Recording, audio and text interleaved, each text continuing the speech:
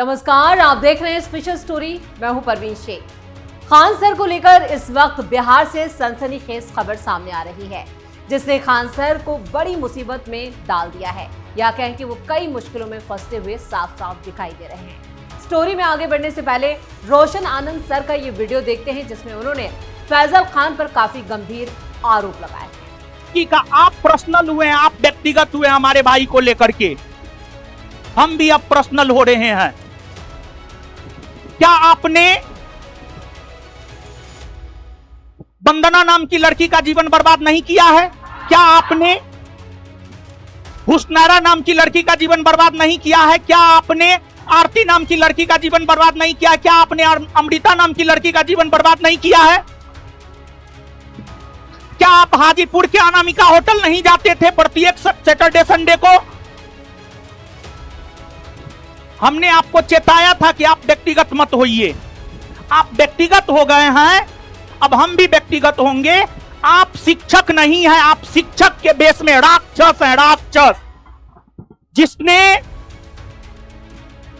अपने जीवन के शुरुआती दौर में अपने छात्राओं के साथ। तो बिहार की शिक्षा की दुनिया में पढ़ाई से ज्यादा चर्चा एक ऐसे विवाद की है, जिसने शिक्षक और छात्र के रिश्ते पर ही गंभीर सवाल खड़े कर दिए हैं। खान सर यानी फैजल खान और रोशन आनंद के बीच शुरू हुई जुबानी जंग अब बेहद संगीन आरोपों तक पहुंच गई है। रोशन आनंद ने वीडियो जारी कर खान सर पर कई छात्राओं के साथ शोषण और उनकी जिंदगी बर्बाद करने के गंभीर आरोप लगा दिए। उन्होंने छात्राओं से यहां तक अपील कर दी है कि खान सर से रक्षाबंधन ना मनाएं, यानी कि रक्षाबंधन का जो त्योहार है वो उनके साथ ना मनाया जाए। दूसरी तरफ खान सर ने भी पलटवार करते हुए कई चौंकाने वाले दावे किए हैं। उन्होंने कहा कि जो मुझे जीजा मानता था वही अब फैजल खान कहता है। साथ ही प्रिंस को लेकर भी खान सर के बयान ने विवाद को और हवा दे दी है। रोशन आनंद ने पलटवार करते हुए खान को शिक्षक नहीं बल्कि हफ्सी तक कह दिया। आखिर इस विवाद की शुरुआत कैसे हुई, आरोपों के पीछे की पूरी कहानी क्या है सच्चाई, आज की इस स्पेशल स्टोरी में विस्तार से चर्चा करेंगे।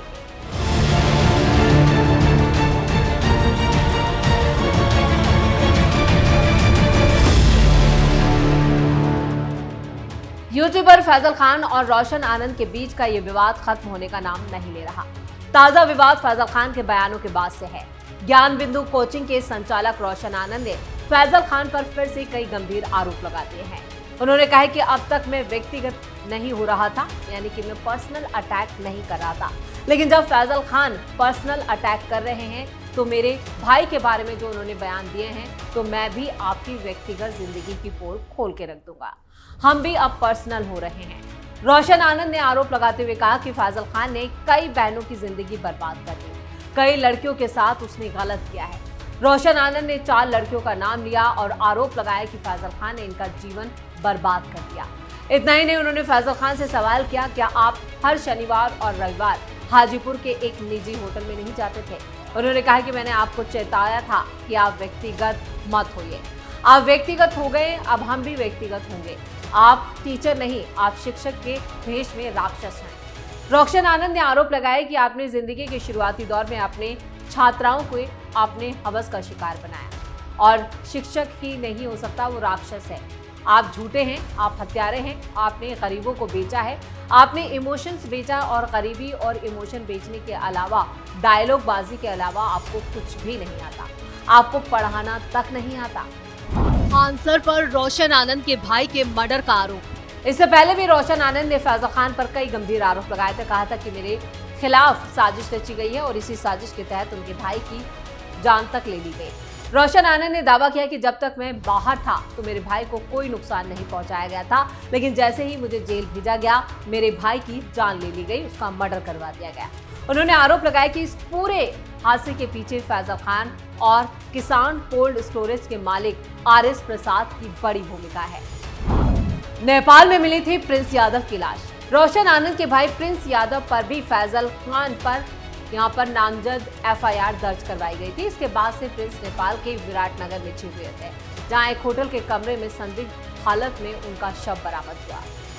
मर्डर के जो उनकी जान कैसे गई उस वजह का खुलासा अब तक नहीं हो पाया और नेपाल पुलिस मामले में जो 5 संदिग्ध युवकों को हिरासत में लेकर पूछताछ करी, पोस्टमार्टम हो चुका है, लेकिन इसकी आधिकारिक रिपोर्ट का अभी तक इंतजार है।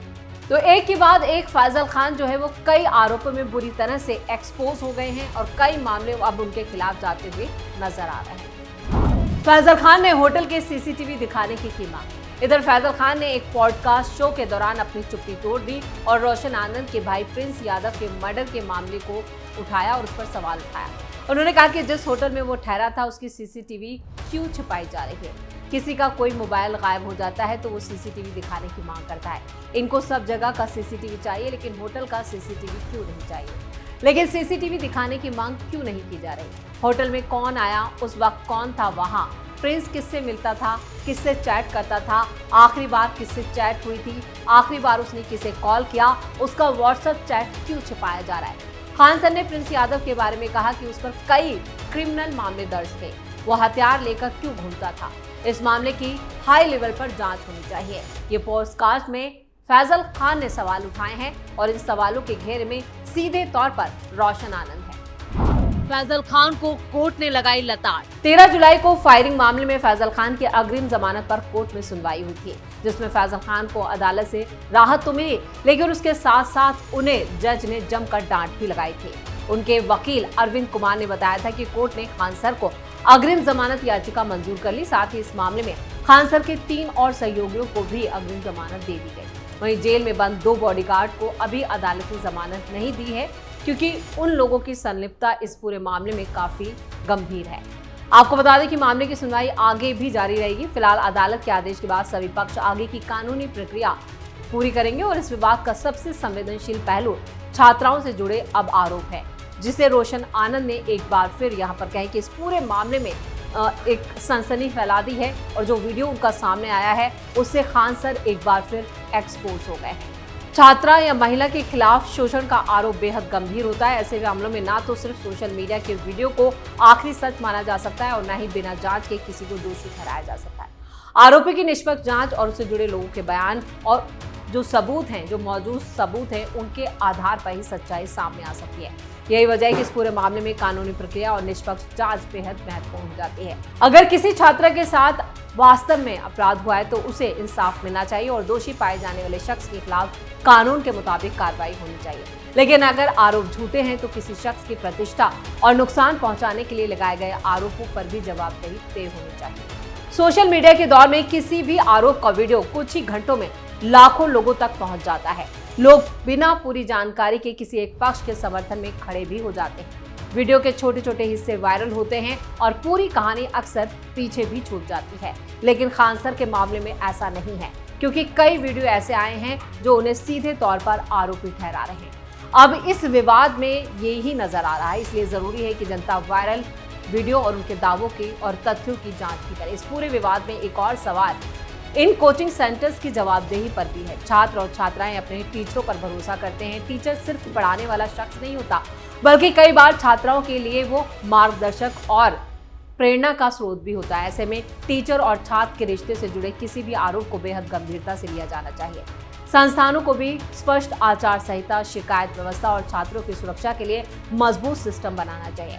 रोशन आनंद के आरोपों ने जहां खान सर की भूमिका पर सवाल खड़े कर दिए, वहीं खान सर के बयानों में भी कई सवाल पैदा कर दिए हैं। जो मुझे जीजा मानता था, वही फैजल खान कहता है। इस बयान के बाद दोनों के बीच पुराने रिश्तों को लेकर भी चर्चा शुरू हो गई है। दूसरी तरफ पिस्टल वाले बयान ने यह सवाल खड़ा कर दिया कि आखिर वो किस संदर्भ में ये कह रहे हैं। क्या ये महज एक बातचीत का हिस्सा था या इसके पीछे कोई गंभीर एक पूरी प्लानिंग साजिश की गई थी। फिलहाल इन सवालों के जवाब अब जांच के बाद ही सामने आए। इस विवाद का एक और पहलू भाषा और मर्यादा भी है।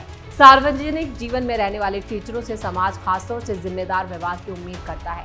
मतभेद होना स्वाभाविक है, लेकिन व्यक्ति के आरोप, आपत्तिजनक शब्द और बिना नतीजे, बिना सबूत के दावे कई बार इन विवादों को और ज्यादा खतरनाक बना देते हैं। इससे न सिर्फ उससे जुड़े व्यक्तियों की छवि प्रभावित होती, बल्कि उनके छात्रों और उनके साथ जुड़े लोगों पर भी इसका गहरा असर पड़ता है। अब इसकी नज़र इस बात पर है कि क्या ये विवाद सिर्फ सोशल मीडिया तक सीमित रहेगा या फिर कानूनी और संस्थागत स्तर पर भी आगे बढ़ेगा। क्या आरोपों की जांच होगी और क्या उससे जुड़े छात्राएं अब सामने आएंगी? क्या दोनों पक्ष अपने दावों के समर्थन में कोई ठोस सबूत पेश करेंगे? क्या किसी स्वतंत्र एजेंसी या यहाँ पर जो प्राधिकरण है वो इस पूरे मामले की जांच करेगा? इन सवालों के जवाब आने वाले दिनों में साफ होंगे। फिलहाल खान सर और रोशन आनंद के बीच ये विवाद बिहार की शिक्षा व्यवस्था में एक बड़े सवाल की तरह खड़ा हो गया है। एक तरफ लोकप्रियता, प्रभाव और छात्रों का भरोसा है, तो दूसरी तरफ गंभीर आरोप और सार्वजनिक टकराव। इस पूरे मामले में सबसे जरूरी है कि भावनाओं और सोशल मीडिया की बहस से अलग हटकर सबूतों की सही जांच हो और जो सच्चाई है वो सबके सामने आए, क्योंकि ये लड़ाई सिर्फ खान सर बनाम रोशन आनंद की नहीं। ये सवाल है शिक्षा के मंच पर आरोपों की सीमा क्या होनी चाहिए, छात्रों और छात्राओं की सुरक्षा की जिम्मेदारी किसकी है, क्या शिक्षक के खिलाफ लगे गंभीर आरोपों की जांच होनी चाहिए। सोशल मीडिया की अदालत से अलग एक और अदालत है, अब उस पर देखना होगा कि खान सर के खिलाफ अदालत क्या फैसला देती, क्योंकि जो आरोप रोशन आनंद ने लगाए वो काफी गंभीर है और इन आरोपों से जुड़ी छात्राएं अगर सामने आती हैं तो अब खान सर को जेल जाने से कोई नहीं रोक सकता। उनके खिलाफ तुरंत गिरफ्तारी वारंट तक रिलीज होना चाहिए, क्योंकि खान सर पर जो आरोप लगे हैं वो वाकई में काफी गंभीर है। इसी के साथ स्पेशल स्टोरी में इतना ही। वीडियो कैसा लगा कमेंट करके अपनी राय जरूर दें, वीडियो को लाइक करें, शेयर करें और कैपिटल टीवी को सब्सक्राइब जरूर करें। धन्यवाद।